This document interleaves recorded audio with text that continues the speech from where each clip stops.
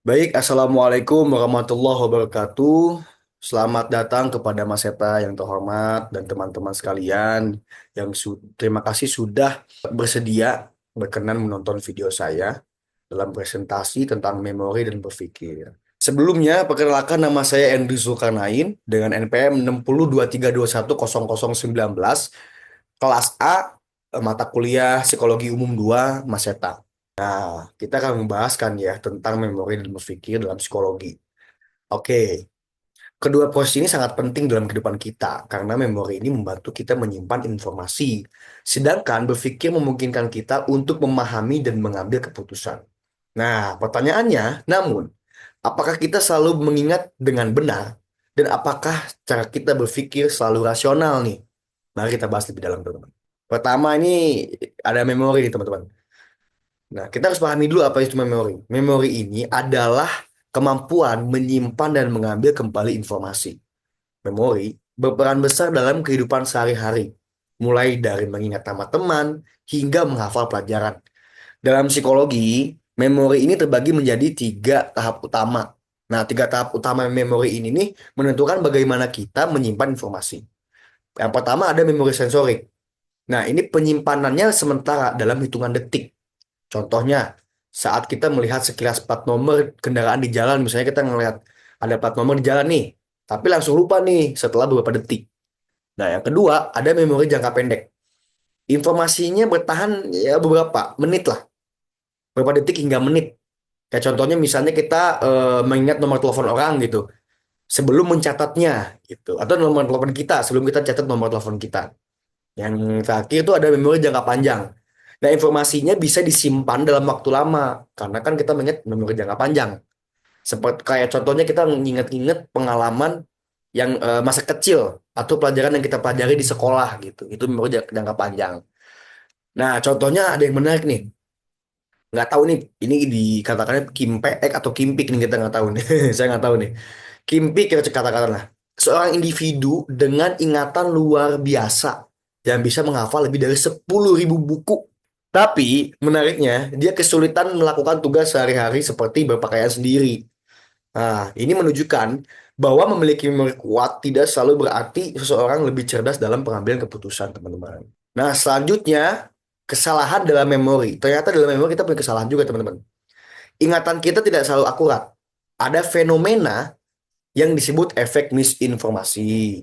Apa sih efek misinformasi? Ingatan kita bisa berubah karena informasi baru yang kita terima setelah suatu peristiwa ini terjadi. Contohnya deh, dalam kasus investigasi kriminal, saksi mata sering keliru nih mengingat kejadian setelah terpengaruh oleh berita atau pertanyaan polisi yang menggiring. Hal ini membuktikan bahwa ingatan tidak selalu bisa diandalkan, teman-teman. Jadi ada juga misinformasinya walaupun ingatan kita sebaik itu misalnya. Nah, selanjutnya ada berpikir. Nah, kita sekarang beralih ke proses berpikir. Berpikir itu adalah proses mental yang kita gunain nih untuk memahami informasi dan mengambil keputusan. Nah, tapi kita kadang kali sering memikirkan itu subjektif banget gitu. Kita nggak seobjektif itu. Contohnya nih, ada heuristik dan bias kognitif.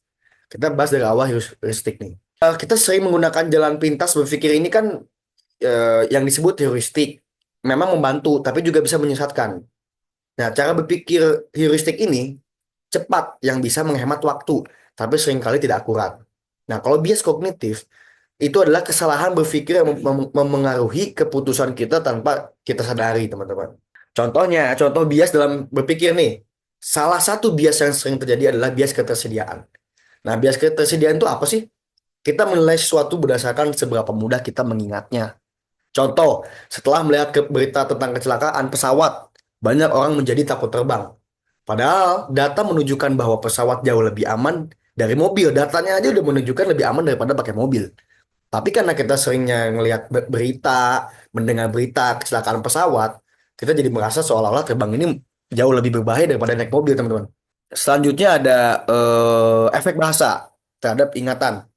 Nah, menariknya, bahkan kata-kata yang digunakan dalam pertanyaan bisa memengaruhi ingatan kita nih, teman-teman. Eksperimen Loftus dan Palmer 1974. Dalam pernyataan ini, Partisipan menonton video kecelakaan mobil nih. Setelah itu, mereka diberikan pertanyaan, tetapi dengan kata yang berbeda. Yang pertama, seberapa cepat mobil berjalan saat menabrak satu sama lain?